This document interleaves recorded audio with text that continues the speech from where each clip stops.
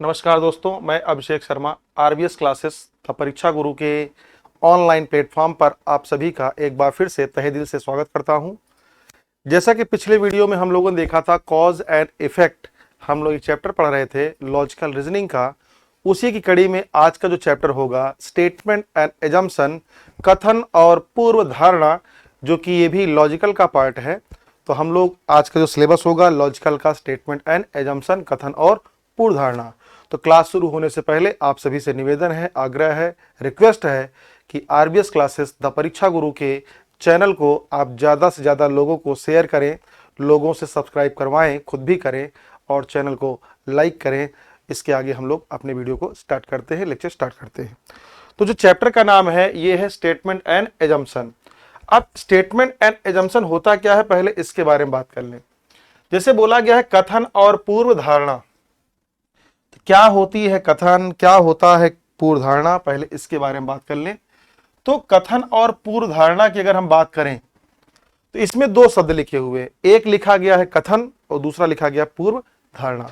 तो कथन की बात करें, सबसे पहला क्वेश्चन उठता है कथन किसे बोलते हैं। तो कथन का मतलब जैसे आप न्यूज चैनलों पे देखे होंगे कि न्यूज एंकर लोग बोलते हैं कि आज योगी जी के द्वारा ये स्टेटमेंट दिया गया, मोदी जी के द्वारा ये स्टेटमेंट दिया गया। तो ऐसे ऐसे एग्जाम्पल लेते हैं, अखिलेश जी के द्वारा ये स्टेटमेंट दिया गया। तो वहां पर देखेंगे स्टेटमेंट का मतलब होता क्या है, मतलब किसी व्यक्ति के द्वारा लिखित रूप से या मौखिक रूप से कही गई कोई अर्थपूर्ण बात हो, कोई सेंटेंस हो, कोई सूचना हो, कोई जानकारी हो, कोई आदेश हो, कोई निर्देश हो, ठीक है। यही क्या कहलाएगा स्टेटमेंट। मतलब अगर मैं आपसे कोई बात बोलूं जिसका कोई मतलब हो, कुछ सोच कर बोलूं, जो मैं आपसे बातें बोल रहा हूं वही क्या कहलाएगा स्टेटमेंट। जैसे अगर बोल दिया जाए कि आने वाले समय में ये वैकेंसी आ रही है, मैंने आपको एक जानकारी दी, मेरा क्या हो गया स्टेटमेंट हो गया। तो मैंने क्या सोचकर बोला, मुझे पता था कि नहीं था, इस पर हम लोग आगे डिस्कस करेंगे। तो स्टेटमेंट का मतलब क्या होता है, किसी व्यक्ति के मुखार बिंदु से लिखित रूप से या मौखिक रूप से कही गई कोई जो बात होगी वही क्या कहलाता है स्टेटमेंट, कथन। अब पूर्व धारणा की बात करें तो पूर्व धारणा क्या होता है। अब अगर हम पूर्व धारणा की बात करें तो यहां पर देखिए दो शब्द हैं, पूर्व हम अलग कर दें और धारणा हम अलग कर दें। तो पूर्व का मतलब क्या होता है पहले, और धारणा का मतलब क्या होता है किसी भी व्यक्ति के मन का विचार। तो पूर्व का मतलब पहले, धारणा का मतलब विचार। इसका मतलब पूर्व धारणा का मतलब मिलाकर अगर पढ़ा जाए तो पहले का विचार। किसके पहले का विचार, कथन देने से पहले का विचार। किसका विचार, कथन देने वाले व्यक्ति का विचार। नहीं समझ बात। कहने का मतलब, कथन का मतलब यह हुआ कि ऐसी कोई बात हो जो हम आपको बता रहे हो, चाहे अपने मुंह से बता रहे हो या किसी पेपर पर लिख के दे रहे हो, मीन्स मौखिक रूप से या लिखित रूप से। अगर कोई जानकारी किसी को दी जा रही है, वो जानकारी सूचना भी हो सकती है, आग्रह भी हो सकता है, निर्देश भी हो सकता है, आदेश भी हो सकता है, विज्ञापन भी हो सकता है। तो कहने का मतलब किसी व्यक्ति के मुखार बिंदु से जो कोई बात कही जाती है, लिखित रूप से कही जाए चाहे मौखिक रूप से कही जाए, वही क्या कहलाएगा कथन। पूर्व धारणा का मतलब, धारणा का मतलब मन का विचार, पूर्व का मतलब पहले, इसका मतलब पहले का विचार। किसके पहले का विचार, कथन देने से पहले का विचार। किसका विचार, कथन देने वाले व्यक्ति का विचार। जैसे अगर हम आपसे कोई बात बोलें तो जो मैंने बात बोली वो तो कथन हो गया। तो जो कथन मैंने आपको दिया, मैंने क्या सोचकर वो कथन आपको दिया, मतलब मैं अगर कोई बात आपसे बोलूं तो हमारे मन में ऐसा क्या विचार आया जो हमने आपसे वो बात कही। तो जो बात बोलने से पहले जो मेरे मन का विचार होगा वही क्या कहलाएगा पूर्व धारणा। एग्जाम्पल के तौर पे बात करें अगर हम, तो पूर्व धारणा को सॉल्व करने के लिए आपके पास 3-4 से कंडीशन आपको पता होनी चाहिए। पहली बात, पूर्व धारणा क्या होनी चाहिए, कथन से संबंधित। दूसरा पॉइंट, पूर्व धारणा क्या होनी चाहिए, किसकी होनी चाहिए, कथन देने वाले व्यक्ति की। और कब की होनी चाहिए, कथन देने से पहले की। मतलब पहला पॉइंट कि जो पूर्व धारणा हो उस व्यक्ति का हो जिसके द्वारा कथन दिया जा रहा है। दूसरा पॉइंट, कब का हो, कथन देने से पहले का विचार हो। किसका हो, कथन देने वाले व्यक्ति का विचार हो। और दूसरी बात, हमेशा पॉजिटिव होना चाहिए, नेगेटिव नहीं होना चाहिए। पूर्व धारणा कभी नेगेटिव नहीं होती, रिजल्ट नेगेटिव होता है लेकिन मन की सोच नेगेटिव नहीं होती, क्योंकि जो कार्य करने जा रहा है वह व्यक्ति अपने लिए पॉजिटिव सोचकर ही काम करता है। कहने का मतलब अगर एक चोर चोरी भी करने जा रहा है तो उसकी सोच पॉजिटिव है खुद के लिए, एक वर्क तो वो कर रहा है, लेकिन हाँ नेगेटिव उसके लिए जिससे घर में चोरी हो रही है। उसने तो पॉजिटिव सोचकर ही काम किया होगा कि चलो रातों रात पैसा कमाएंगे। वो अलग बात थी, पुलिस आई पकड़ के ले गई, लेकिन क्या उसने सोचकर काम किया होगा कि हम रात में चोरी करने चले पुलिस पकड़ लेगी? अगर वो सोच ही लिया होता कि पुलिस पकड़ लेगी तो चोरी करता ही क्यों? तो कहने का मतलब 4 पॉइंट्स पे ध्यान देना चाहिए। पहला, पूर्व धारणा पॉजिटिव हो। दूसरा, कथन देने वाले व्यक्ति की हो। तीसरा, कथन देने से पहले की हो। ठीक है। और चौथा, कथन से संबंधित हो। 4 पॉइंट्स पर आपको ध्यान रखने हैं, जिसपे हम लोग 1 बाय 1 करके क्वेश्चन सॉल्व करेंगे। तो यहां पर अगर बात करें तो क्वेश्चन में दिया क्या, पहले निर्देश आपको बता दिया गया है। ये निर्देश हम लोग बार बार डिस्कस नहीं करेंगे, एक बार आपको बता दिया जा रहा है। ये निर्देश हर क्वेश्चन पर फॉलो होगा। नीचे दिए गए प्रत्येक प्रश्न में पहले एक कथन, फिर उसके बाद 2 पूर्व धारणाएं हैं, जिन्हें क्रमांक 1 और 2 दिए गए हैं। कोई पूर्व धारणा वह बात है जिसे या तो मान लिया गया हो या गृहीत हो। आपको दिए गए कथन और उसके नीचे दी गई पूर्व धारणाओं पर विचार करने के बाद तय करना है कि कौन सी पूर्व धारणा कथन में अंतर्निहित है, मींस इम्प्लिसिट है। तो कहने का मतलब 3-4 पॉइंट्स हमने बोले। पहले, कथन हो, जो व्यक्ति बोल रहा है उसके व्यक्ति द्वारा कही गई कोई बात। पूर्व धारणा उस बात से संबंधित हो, कहने का मतलब कथन संबंधित हो। दूसरा, पॉजिटिव हो। तीसरा, कथन देने से पहले की हो। ठीक है। तो चलिए हम लोग 1 बाय 1 के क्वेश्चन को सॉल्व करेंगे। तो जैसा कि क्वेश्चन नंबर 1 आपके सामने ये रहा स्क्रीन पर। क्वेश्चन में ये बोला गया, एक विवाह के सत्कार समारोह में भोजन करने के बाद बहुत से लोग बीमार पड़ गए और उन्हें तत्काल पास के सरकारी और प्राइवेट अस्पतालों में ले जाया गया। तो कथन में अगर सबसे पहला आपको ढूंढना क्या है कि किस व्यक्ति के द्वारा वर्क किया जा रहा है, कार्य कर कौन रहा है, मतलब कर्ता कौन है, मतलब कहने का कथन है किसका। तो यहां पर देखें, एक विवाह के सत्कार समारोह में किसके, भोजन करने के बाद बहुत से लोग बीमार पड़ गए, उन्हें तत्काल सरकारी और प्राइवेट अस्पतालों में ले जाया गया। तो ये किनके द्वारा ले गया, ये कार्य किसके द्वारा किया गया? जो लोग बीमार पड़े होंगे उनके सहयोगियों द्वारा, उनके गार्जियंस के द्वारा, उनके भाई बंधुओं के द्वारा। तो सोच हमें किसके बतानी है? जो व्यक्ति बीमार लोगों को हॉस्पिटल लेकर गए हैं उनकी सोच बतानी है कि क्या सोचकर हॉस्पिटल लेकर गए होंगे। तो अगर हम और आप किसी बीमार व्यक्ति को हॉस्पिटल लेकर भागते हैं तो क्या सोचकर भागते हैं? वहां पर उनका इलाज हो जाएगा।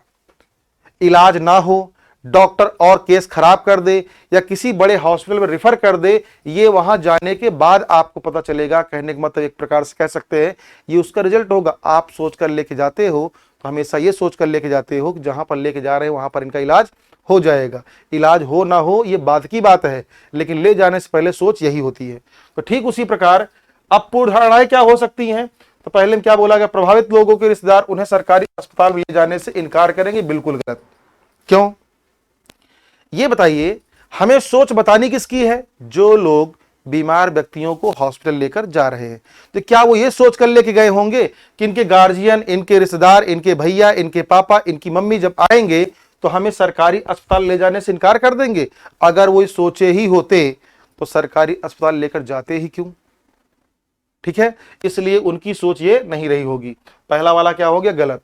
दूसरे में क्या बोला गया, निकटवर्ती अस्पताल सभी प्रभावित लोगों का उपचार कर सकेंगे। यही सोच रही होगी जो लोग हॉस्पिटल लेकर बीमार लोगों को लेके गए हैं।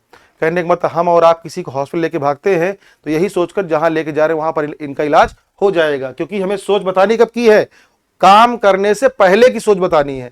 तो जो लोग हॉस्पिटल लेके गए क्या सोचकर लेके गए होंगे कि निकटवर्ती अस्पताल मतलब जो पास के हॉस्पिटल है, जो लोग बीमार हैं उनका उपचार कर पाएंगे, यही सोचकर वो लोग हॉस्पिटल लेकर गए होंगे। इसका मतलब इसमें दूसरा वाला सही है और पहला वाला क्या है, गलत।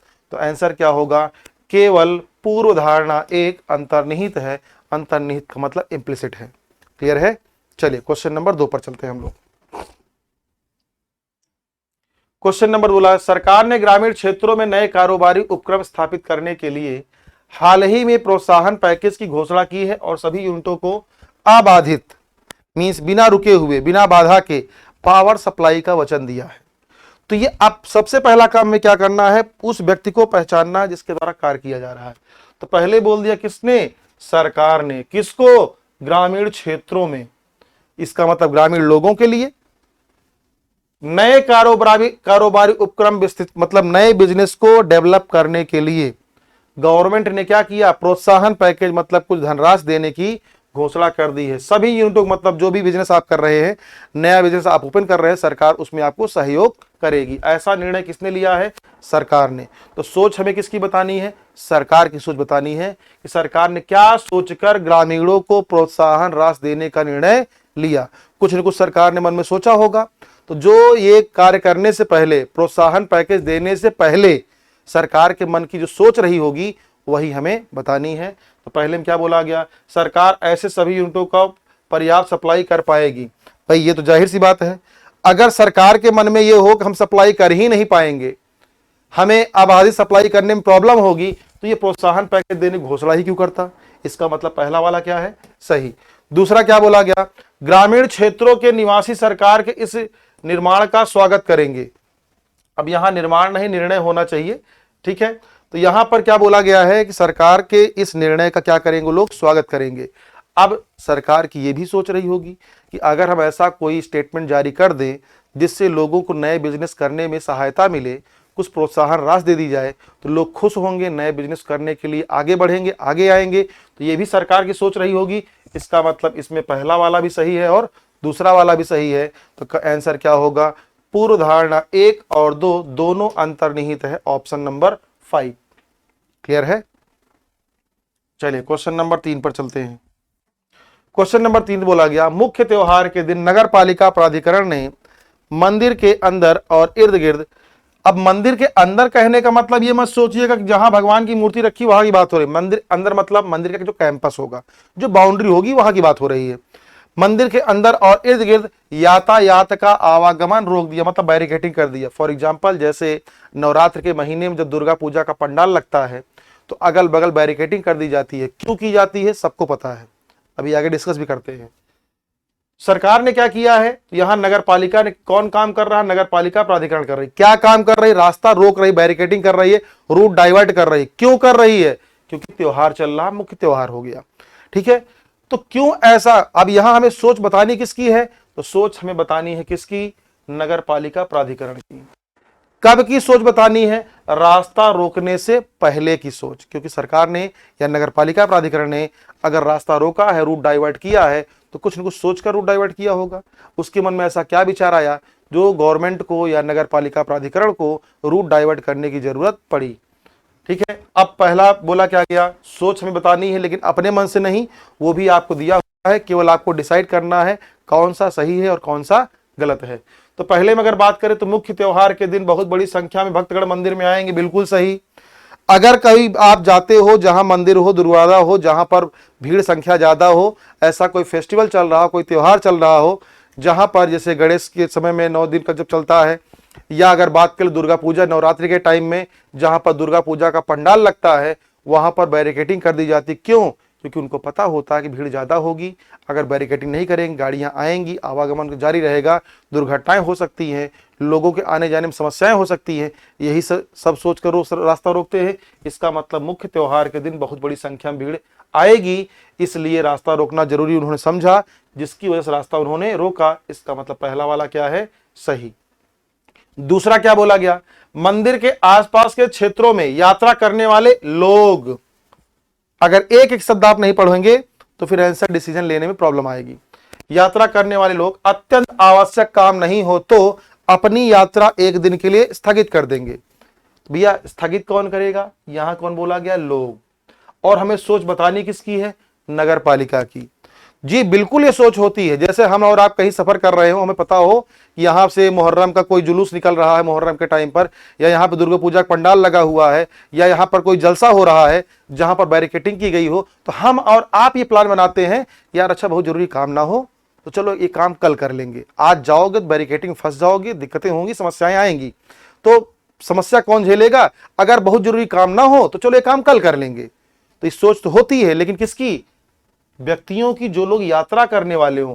और हमें बतानी किसकी है, नगर पालिका की। तो नगर पालिका ने क्या ये सोचा होगा कि लोग इधर से आएंगे ही नहीं?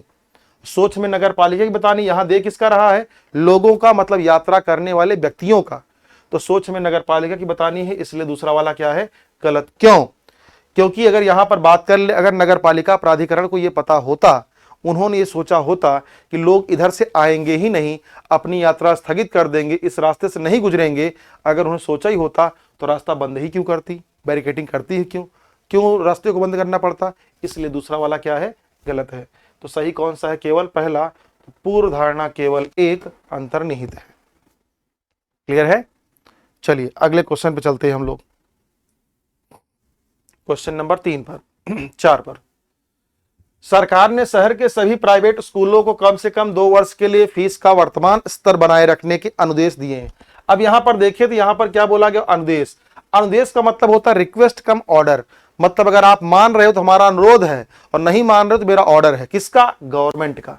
तो यहां पर सोच हमें किसकी बतानी है? गवर्नमेंट की सोच बतानी है। सरकार ने क्या किया है? प्राइवेट स्कूलों को एक आदेश जारी किया हुआ है कि आप आने वाले 2 सालों तक अपनी फीस में कोई बढ़ोतरी नहीं करेंगे। जो आपके यहां वर्तमान में फीस है 100 रुपए, 200 रुपए, 1000 रुपए, 10,000 रुपए, प्रेजेंट में जो आपकी प्रेजेंट की फीस है, आने वाले 2 सालों तक फीस आपकी वही रहेगी, उसमें आप कोई चेंजिंग नहीं करेंगे। ऐसा निर्णय किसने लिया है? गवर्नमेंट ने। तो सोच हमें किसकी बतानी है? गवर्नमेंट की बतानी है, सरकार की बतानी है। इस सरकार ने क्या सोचकर ऐसा निर्णय लिया? अब पूर्व धारणा पर चलें तो पूर्व धारणा में पहला क्या बोला गया कि प्राइवेट स्कूलों के प्राधिकारी सरकार के अनुदेश का पालन नहीं करेंगे। और अभी हमने बोला था कि नेगेटिव पूर्व धारणा नहीं होती, और जैसे नेगेटिव बोला क्या हो गया? गलत। या आगे अगर इसको छोड़ भी दिया जाए तो आप पढ़ सकते हैं, क्योंकि वे सरकारी निधियों पर निर्भर नहीं है। तो क्या सरकार ने यह सोच के बोला था कि हम ऐसा आदेश जारी कर रहे हैं, लेकिन सरकारी स्कूलों को छोड़ दिया जाए तो प्राइवेट स्कूलों में जो अधिकारी बैठे हुए हमारे आदेशों का पालन नहीं करेंगे? और अगर सरकार ने ऐसा सोचा ही होता तो निर्देश जारी ही क्यों करती? इसका मतलब सरकार की ये सोच नहीं रही होगी। इसका मतलब पहला वाला क्या है? गलत। दूसरे पर चले, शहर के प्राइवेट स्कूलों के विद्यार्थियों के माता पिता मींस गार्जियन, सरकार के शहर के प्राइवेट स्कूलों के विद्यार्थियों के माता पिता मींस घर के जो उनके स्टूडेंट होंगे स्कूल के, उनके जो गार्जियन होंगे, वो फिर भी अधिक फीस अदा करने के लिए, मतलब ज्यादा पैसा देने के लिए तैयार होंगे। तो क्या गवर्नमेंट ने यह सोचा होगा कि हम ऐसा निर्देश इसलिए जारी करें तो ज्यादा पैसा देने के लिए तैयार हैं? अगर सरकार ने सोचा ही होता कि लोग ज्यादा पैसा देने के लिए तैयार हैं तो सरकार को निर्देश जारी ही क्यों करना पड़ता? इसलिए इसमें दूसरा वाला भी क्या है? गलत। तो आंसर इसमें क्या होगा? ना तो पहला सही है और ना ही दूसरा सही है। तो आंसर क्या होगा? ना तो पूर्व धारणा 1 और ना ही 2, अंतर्निहित है, इम्प्लिसिट है, ऑप्शन नंबर 4। क्लियर है? इसको आप लोग फटाफट लिख लीजिए, समझ लीजिए। अगर आपको कोई समस्या आती है, बीच में कोई प्रॉब्लम होती है, या लैंग्वेज प्रॉब्लम हो रही है, या समझ में कम आ रहा है, आप बिल्कुल हमें कमेंट करके बता सकते हैं, उसका सोल्यूशन आपको मिल जाएगा। ठीक है, चलिए क्वेश्चन नंबर 5 पर चलते हैं। क्वेश्चन नंबर 5 बोला गया, नगर पालिका प्राधिकरण ने एक व्यस्त रोड पर नए फ्लाईओवर के निर्माण के लिए, नगर पालिका प्राधिकरण ने एक व्यस्त रोड पर नए फ्लाईओवर के निर्माण के लिए पुराने पुल को गिरा देने का निर्णय लिया है। अब पुराने पुल को गिरा देने का निर्णय लिया है कब? नया पुल बनाने से पहले। क्यों गिराना चाह रही है? नया पुल बनाना चाहती है। इसका मतलब सरकार को या नगर पालिका प्राधिकरण को एक नया ब्रिज का निर्माण करना है, जिसकी वजह से जहां पर जो पहले से निर्माण हुआ ब्रिज है उसको गिराएगी, तब वहां पर नया बनाएगी। तो सरकार ने ऐसा निर्णय लिया। क्या सोचकर सरकार ने निर्णय लिया होगा? तो सोचने की बात तो अगर आप अपने मन से सोचें तो बहुत सारे डिफरेंट रीजन हो जाएंगे, लेकिन सोच भी हमें जो बताया है उन्हीं में से केवल चूज करना है, सेलेक्ट करना है। तो अगर बात करें तो पहला क्या? ट्रैफिक विभाग वैकल्पिक मार्गों से वाहनों के आवागमन की व्यवस्था या विपथन कर पाएगा। बिल्कुल ये सोच रही होगी कि अगर नया पुल बनाना है, पुराना आप गिरा रहे हो, तो जब आप पुराना गिराओगे और नया बनाओगे तब तक कुछ टाइम तो लगेगा, और जब तक उतना जो ड्यूरेशन लगेगी पुल बनाने और गिराने में, क्या तब तक पब्लिक उतनी दिन के लिए आवागमन अपना बंद रखेगी? लोग आएंगे जाएंगे नहीं, एसेंशियल सर्विस तो चलती रहेगी। तो इसका मतलब ये रहा होगा कि सरकार को या नगर पालिका प्राधिकरण को ये उम्मीद रही होगी, ये उनकी सोच रही होगी कि हम पुल बनाने से पहले पुराना गिरा रहे हैं, बाद में नया बनाएंगे उतने समय के लिए, उतनी देर के लिए, उतने दिनों के लिए ट्रैफिक विभाग वैकल्पिक मार्गों से लोगों के आने जाने की व्यवस्था कर लेगा, ये सोच उनकी रही होगी, इसलिए पहला वाला क्या है, सही है। अब अगर हम दूसरे की बात करें तो निकटवर्ती क्षेत्रों में यात्रा करने वाले लोग प्राधिकरण के निर्णय के विरोध में प्रदर्शन करेंगे। क्या गवर्नमेंट ने यह सोचकर काम किया होगा कि हम ऐसा पुल बनाने जा रहे हैं, पुराना गिराने जा रहे हैं, क्या सोचकर कि लोग हमारे पीछे हमारे विरोध में धरने बैठ जाएंगे? कभी नहीं। धरने पे बैठ जाए अलग केस है, लेकिन उनकी सोच ये नहीं रही होगी। जो पुल बनाने के लिए निर्णय लिया है जिन्होंने, नगर पालिका प्राधिकरण ने, उन्होंने ये सोचकर निर्णय नहीं लिया था कि हम पुल को गिराएंगे और नया बनाएंगे, लोग हमारे खिलाफ धरने पर बैठ जाएंगे। ये सोच उनकी नहीं रही होगी। ठीक है, इसलिए दूसरा वाला क्या है, गलत, और पहला वाला क्या, सही। आंसर क्या होगा, पूर्व धारणा एक अंतर्निहित है। क्लियर है? चलिए अगले क्वेश्चन पे चलते हैं हम लोग, क्वेश्चन नंबर 6 पर। क्वेश्चन नंबर 6, मोहन ने अपने माता पिता को करीब 30 लोगों के लिए भोजन का इंतजाम करने के लिए कहा, क्योंकि वह अपना जन्म मनाने के लिए उसने अपने सारे मित्रों को बुलाया है। तो अब ये किसने बोला है, मोहन ने। कार्य किसके द्वारा किया जा रहा है, मोहन के द्वारा। मोहन ने क्या बोला, अपने मम्मी पापा को, अपने गार्जियन को बोला कि हमारे लगभग 30 लोग फ्रेंड आएंगे, या हमारे सारे फ्रेंड आएंगे, हमारे 30 लोगों की फ्रेंडशिप है, 30 लोग आएंगे जिनके खाने की व्यवस्था आपको करना है। तो मोहन ने क्या सोचकर किया गया होगा, किस लिए इनवाइट किया, साफ साफ बोला है, अपना डेट ऑफ बर्थ की बात करें, बर्थडे मनाने के लिए उसने अपने फ्रेंड सर्किल के सारे मित्रों को इनवाइट किया हुआ है, जिसकी वजह से उसने क्या बोला, अपने गार्जियन को, माता पिता को खाना बनाने के लिए बोला। अब यहां बात करें तो उसने क्या सोचकर ऐसा किया होगा कि हो सकता है मोहन के अधिकतर दोस्त उसके जन्मदिन पर उसके घर आए। बिल्कुल, कि अगर उसने इनवाइट किया है, अगर वो सोच लेता कि लोग आएंगे ही नहीं, तो खाना बनाने के लिए बोलता ही क्यों? तो खाना बनाने के लिए बोलने का मतलब ये था, उसको पता रहा होगा, उसने ये सोचा रहा होगा कि लोग, हम जिसको इनवाइट कर रहे हैं, हो सकता है सभी लोग आ जाएं, और सभी आ जाएंगे तो खाने पीने की व्यवस्था की जिम्मेदारी हमारी है। इसी वजह से उसने अपने गार्जियन को बोला, या आप लगभग 30 लोगों की खाने की व्यवस्था कर लीजिए। इसलिए पहला वाला क्या है, सही। दूसरे में क्या बोला गया, मोहन के जन्मदिन की पार्टी में भाग लेने से 30 से ज्यादा लोग नहीं आएंगे। अब यह भी बात सही है कि यहां पर बात करने के लिए क्या कहा गया है, कितने लोग खाना बनाने के लिए, 30 लोग। अब 30 लोग खाना बनाना है तो उसने एस्टिमेट बनाया होगा कि हम इतने लोग को इनवाइट कर रहे हैं, इससे ज्यादा लोग नहीं आएंगे, तभी उसने 30 लोग खाना बनाने के लिए बोला। इसका मतलब उसको पता रहा होगा कि पार्टी में जिसको मैंने इनवाइट किया है उसमें आने वालों की संख्या केवल 30 होगी, इसीलिए 30 लोग खाना बनाने के लिए व्यवस्था वो बोला होगा। इसका मतलब दूसरा वाला भी क्या है, सही है। तो पूर्व धारणा 1 और पूर्व धारणा 2 दोनों के दोनों क्या है, अंतर्निहित, ऑप्शन नंबर 5। क्लियर है? चलिए अगले क्वेश्चन पे चलते हैं, क्वेश्चन नंबर 7 पर। तो क्वेश्चन नंबर 7 में ये बोला गया कि शहर के प्रसिद्ध कॉलेज द्वारा अपनाए जाने वाले या चलाए जाने वाले प्रोफेशनल कोर्सेज में दाखिला लेने के लिए बहुत बड़ी संख्या में महत्वाकांक्षी छात्रों ने आवेदन किया, मतलब एप्लीकेशन फॉर्म भरा है। किसके लिए? एडमिशन लेने के लिए। कौन लिया हुआ है? महत्वाकांक्षी छात्रों ने। कहां पर लेना है? बड़े बड़े कॉलेजों में, जो फेमस कॉलेज है वहां के लिए उनको लेना हुआ है। ठीक है, तो कहने का मतलब यहां अब सोच किसकी बतानी है, तो जिसके द्वारा कॉलेज में आवेदन किया जा रहा है उसकी सोच हमें बतानी है। ठीक है, तो अब क्या सोचकर विद्यार्थी लोग अपना आवेदन किए होंगे? जो अगर कोई आवेदन कर रहा है तो क्या सोचकर कर रहा है कि जो वहां पर हमारा एडमिशन होगा कि नहीं होगा? तो पहले में क्या बोला गया, हो सकता है सभी आवेदकों को कॉलेज में दाखिला मिल जाए। ये बिल्कुल गलत है। अगर उनकी सोच ये रही होती जितने लोग फॉर्म भर रहे हैं सबको दाखिला मिल जाएगा, सबका एडमिशन हो जाएगा, तो आवेदन करने की कोई जरूरत नहीं, सीधा जाकर एडमिशन ले लेना था। उनको पता था जितने लोग फॉर्म भर रहे हैं सबका एडमिशन नहीं होगा, जितने लोग आवेदन कर रहे हैं सबका नहीं हो पाएगा, इसीलिए आवेदन करना पड़ा। और अगर ये पता होता जितने लोग फॉर्म भर रहे आवेदन कर रहे हैं सबका हो जाएगा, तो आवेदन करने की कोई जरूरत नहीं, सीधा जाकर एडमिशन लेते। इसलिए पहला वाला क्या है, गलत। दूसरे वाले की बात करें तो हो सकता है प्रसिद्ध कॉलेज द्वारा अपनाई गई दाखिले की प्रक्रिया क्या हो, सही हो। मतलब जो सिलेक्शन का प्रोसेस है, एडमिशन लेने का जो प्रोसेस है, एडमिशन लेने वालों के लिए सुटेबल रहा होगा, सही रहा होगा, तभी उन्होंने फॉर्म भरा था। अगर उनके लिए फॉर्म भरने का तरीका, एडमिशन लेने का तरीका सही ना होता तो फॉर्म भरते ही क्यों? इसका मतलब इसमें दूसरा वाला क्या है, सही है। तो आंसर भी क्या होगा, केवल पूर्व धारणा 2 अंतर्निहित है। तो 1 बाय 1 करके हम लोग सारे क्वेश्चन को सॉल्व करते चल रहे हैं और उम्मीद है कि आप सभी को समझ में भी आ रहा होगा। तो आज का जो वीडियो है, आज का जो लेक्चर है, हम लोग यहीं पर समाप्त करेंगे।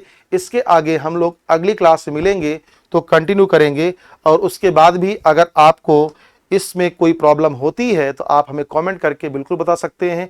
और अगर आपको चीज़ें समझ में आ रही हैं तो भी आप कमेंट करके हमें बता सकते हैं कि हाँ सर वीडियो कैसा चल रहा है। यही आपके जो कमेंट करने का जो आप प्लस बोलते हो, एक एनर्जी मिलती है हम लोगों को पढ़ाने के लिए। तो आप लोगों से उम्मीदें रहती है, अगर कोई चीज़ नहीं समझ में आ रही तब भी आप कमेंट कर सकते हैं, और समझ में आ रही है तो भी आप अच्छे से अच्छे कमेंट कर सकते हैं। और जाने से पहले आप लोगों से आग्रह है, निवेदन है, रिक्वेस्ट है कि आरबीएस क्लासेस द परीक्षा गुरु के चैनल को ज़्यादा से ज़्यादा लोगों शेयर करिए, सब्सक्राइब करवाइए, खुद भी करिए। धन्यवाद।